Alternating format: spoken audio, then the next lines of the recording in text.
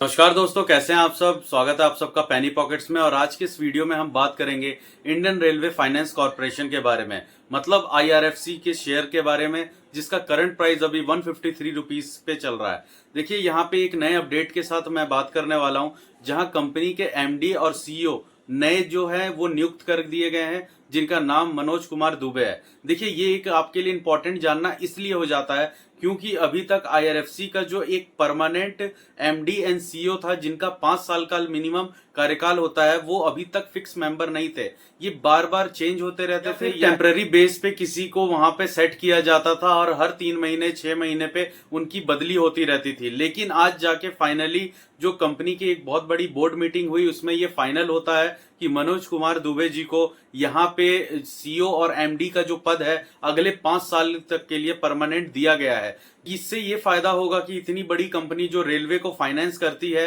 Railway का एक तरह के से कहा जाए तो ये ब्रह्मास्त्र है। आप रेलवे के अलग अलग 6 से 7 कंपनियों में भी इन्वेस्ट करें तो भी उन कंपनियों को जो फंड्स की रिक्वायरमेंट होगी, जो भी लोन्स की रिक्वायरमेंट होगी, वो सारा चीज आईआरएफसी को ही प्रोवाइड करना पड़ेगा। और आईआरएफसी को उसका फंड वापस करती है विद इंटरेस्ट, तो सारा प्रॉफिट आईआरएफसी को ही होना है। जहां तक कि आप जानते हैं कि आईआरएफसी इंडियन रेलवे को फाइनेंस प्रोवाइड करने का काम करती है, जो कि मार्केट से या एनबीएफसी कंपनी की तरह बाहर से फंड जुटाती है। बेसिकली आईआरएफसी का काम रेलवे के जितने भी ऑन गोइंग प्रोजेक्ट्स चल रहे हैं या आने वाले फर्दर प्रोजेक्ट्स हैं, उनको फंड प्रोवाइड करना है। और उन फंड्स के ऊपर आने वाले समय में जो रेलवे को इनकम होता है, वहां से वो अपने जो लोन का अमाउंट है उसे एज अ इंटरेस्ट वापस लेता है। तो यहाँ आईआरएफसी का जो डेब्ट है वो काफी ज्यादा होता है, लेकिन ये डेब्ट गवर्नमेंट ऑफ इंडिया की तरफ से सिक्योर होता है और वो पैसा डूबने का चांस ना के बराबर होता है। देखिए, यहाँ एक बेसिक सी चीज समझने की है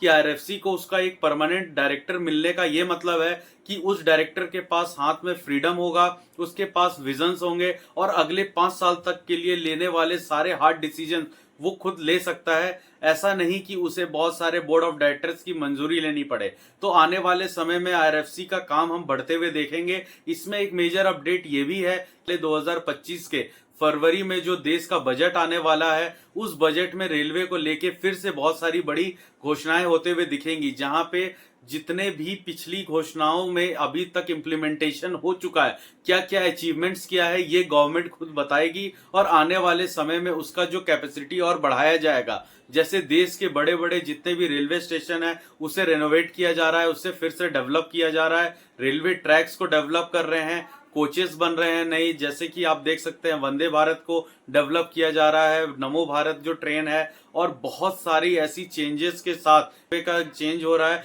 जिसका सारा फंड आईआरएफसी के थ्रू ही जाना है। तो ये एक ऐसा मास्टर स्ट्रोक शेयर है जिसमें आने वाले समय में आपको ईयरली बेस पे मिनिमम टू मिनिमम 30-40% तक का कंपाउंडिंग इंटरेस्ट देखने को मिलेगा इसके शेयर प्राइस पे। यहाँ आप समझ सकते हैं ग्राफ में कि पिछले 1 साल में इस शेयर ने 100% से भी ज्यादा का रिटर्न दिया है। तो आप पिछले साल के प्राइस को देखें तो सितंबर के समय, अक्टूबर के समय इसका प्राइस 64 से लेके 70-80 के बीच में ही था। वहां से इस शेयर को देखा जाए तो ये ऑलमोस्ट डबल ही है। अगर आईआरएफसी को उसके ऑल टाइम हाई 230 रुपीस के हिसाब से देखा जाए तो उस समय इसका मार्केट कैप 2.5 लाख करोड़ को भी पार कर चुका था। लेकिन करंट का जो मार्केट प्राइस है इसका 153, वहां पे इसका मार्केट कैप 2 लाख करोड़ है। जहां पे हमने गिरते हुए इस मार्केट में, जहां निफ्टी और सेंसेक्स में काफी ज्यादा फॉल आया और आज जो 2 दिन से मार्केट रिकवर कर रहा है, जिसका 2 कारण यही है कि एक तो इजराइल और हमास के बीच का जो वॉर है वो थोड़ा सा शांत होते दिखा है, चाइना की तरफ से मूव होता हुआ जो इकोनॉमिकल फंडिंग पैसा है वो रुका है, अमेरिका में जो रिसेशन है उसमें थोड़ी सी स्लो डाउन हुई है, और उसके साथ साथ हमारे देश में जो अभी रिसेंट इलेक्शंस के रिजल्ट आए हैं हरियाणा और कश्मीर के, उसके वजह से भी मार्केट में पॉजिटिव वाइब्स आई हैं। भी बात की जाए तो वहां भी इंटरनेशनल मार्केट में जो प्राइस अचानक से बहुत ज्यादा बढ़ने लगा, उसमें भी थोड़ी सी मतलब स्लो डाउन देखने को मिला है। तो इन सब कारणों की वजह से मार्केट ने पेस तो पकड़ा है, जहां आईआरएफसी का शेयर 145 रुपए, मतलब पिछले 6 महीने से अभी तक का जो सबसे लोएस्ट इसका अमाउंट था 145, वहां से ये फिर से 7% का जंप लगाते हुए हमें 155 रुपीज तक का ट्रेड करते दिखा, जहां करंट प्राइस 153 है। तो यहां समझिए कि आईआरएफसी अपना एक बॉटम बना चुका है, इसका एक लेवल सेट हो गया है कि ये 140 का जो रेजिस्टेंस लेवल है उसे मेंटेन करेगा, और जब जब इसमें डिप आएगी तो बहुत बड़ी इसमें एक बाइंग अपॉर्चुनिटी दिखेगी, और वो हो भी रही है। इन्वेस्टर इसे फिर से भर भर के खरीद रहे हैं।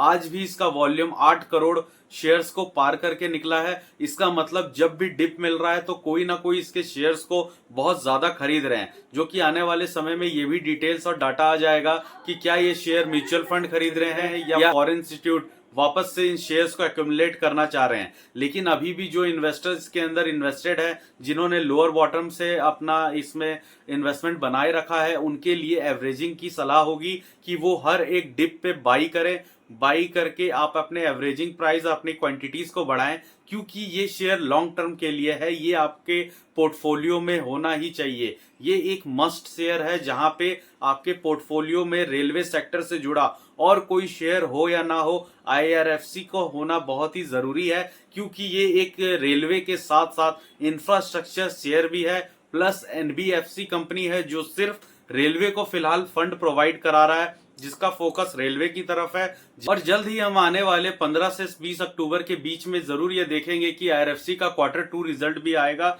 जिसमें उम्मीद की जा रही है कि वो अपने पिछले क्वार्टर में जो 1551 करोड़ का शुद्ध प्रॉफिट हुआ था, जो कि पिछले 2023 का जो एंडिंग मार्च का क्वार्टर था वहां से 1.5% ज्यादा था। तो इसे अनुमान लगाया जा रहा है कि इस बार का भी जो क्वार्टर रिजल्ट आएगा वो जून 2024 का जो क्वार्टर रिजल्ट आया, जिसमें 1551 करोड़ का जो प्रॉफिट था, वहां से ये 2% बढ़ते हुए 1600 करोड़ को पार जरूर करेगा, ये उम्मीद की जा रही है। जिसके वजह से भी शेयर में जो करेक्शन और जो शेयर में अच्छी मूव्स दिखी हैं, ये भी उसका कारण है। तो Q2 रिजल्ट आने पे मैं आपको अपडेट कर दूंगा कि इसका क्या रिजल्ट आया है, कैसे इसके बैलेंस शीट होगी, क्या इसके नए अपडेट्स रहेंगे, कंपनी में क्या चेंजेस होती है, और आगे आने वाले समय में क्या पोटेंशियल और रिटर्न दिखता है, इस बारे में हम जरूर बात करेंगे। तो दोस्तों, अगर ये वीडियो आपको इन्फॉर्मेटिव लगा तो प्लीज आप इसे लाइक करें, चैनल को सब्सक्राइब करें दोस्तों।